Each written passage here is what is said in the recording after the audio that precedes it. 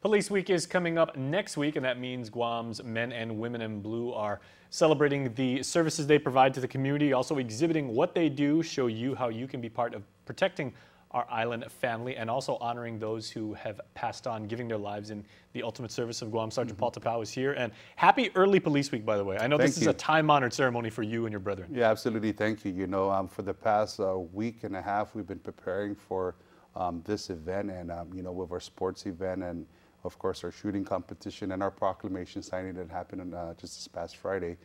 It's gearing us up to the meats and potatoes, so to say, you know, about the true meaning behind Police Week. And you know, May 15 is our memorial service, and this is the time where we honor those, and you know, we call it the thin blue line, our men and women in law enforcement alike, that paid the ultimate sacrifice to serve and protect the beautiful people in this island. And this is where we pay homage to their sacrifice, and of course their the dedication to their chosen career in law enforcement. And you know, come this Tuesday is of course our memorial service.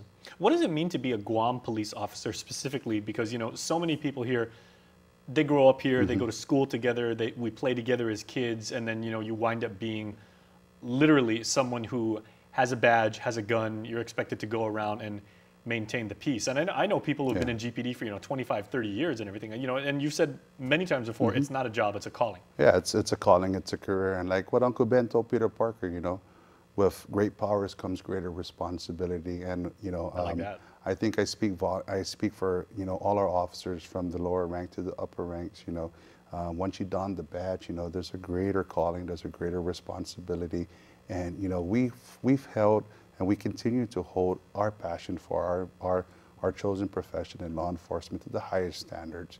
And we continue, you know, with the direction of Chief J.I. Cruz and all the management under him, to the troops that are walking the beat. You know, each and every officer, regardless of the struggles that we're facing and regardless of all obstacles that's put in front of us, we embrace it. We continue our mission in protecting and serving the community. Now, I know a lot of people go into the police academy. Some go right out of high school. Others are, you know, experienced members of the military. They get out of the military. They want to continue, you know, to serve.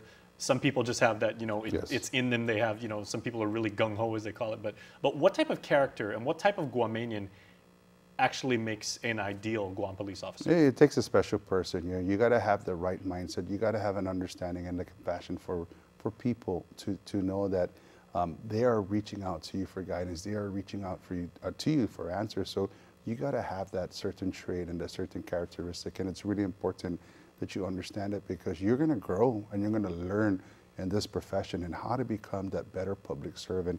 And when I first started, I thought it was a job. Now it's a career. It's my profession. And you know, I hold here to all the services that I did within the community. And you know, there's no greater reward than the community saying thank you for what you do. And every police officer will echo the same sentiments about, you know, that simple thank you from the community for helping them.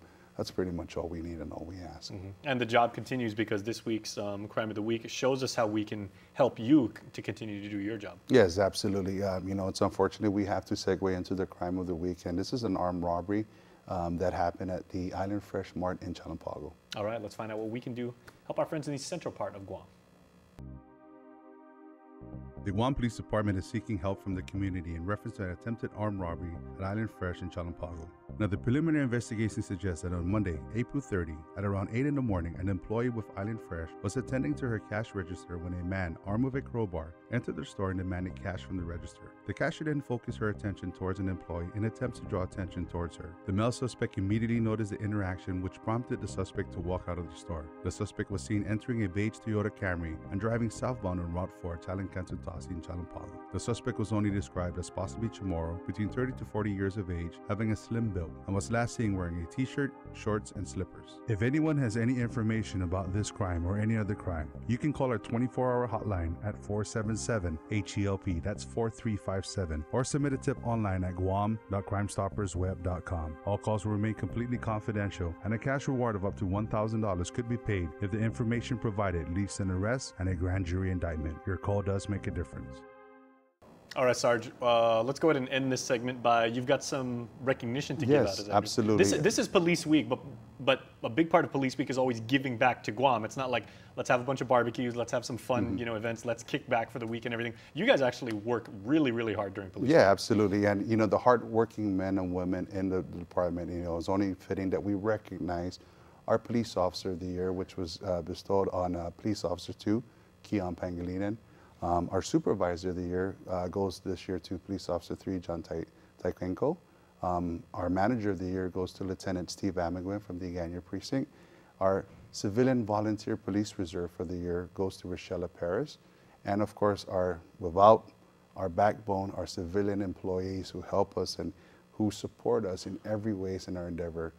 This year's Civilian Employee of the Year goes to Bobby Castro. And of course, the recipient of the unit citation goes to Community Affairs Office. Can't leave them out. Those of you in Community Affairs, good job. But again, you know those men and women pretty well. I know them very well, and the community efforts and what we did. So thank you. Congratulations to the recipients and a job well done. Well, we say it all the time, but thank you for what you do for the island. I appreciate it. Thank you, my brethren. Yeah, well, I've known you a really long time, going all the way back to UOG, but just to see the role model you've been in our island community and everything like that, we feel really good having you watch our back. I appreciate it. And I couldn't have done this without the most important people in my life and this career. I want to thank my mom, wish her a happy Mother's Day. Love you, Mom. And of course, my beautiful wife, Roseanne. Thank you so much for everything and standing beside me to all the chapters that I've written in this profession in law enforcement. Thank you, guys. Outstanding. We'll see you next week. Thanks. Appreciate it. All right, everybody. That shiny badge, that's also on top of his really, really good big heart, as you just saw right there. So, all right, we'll be back after this.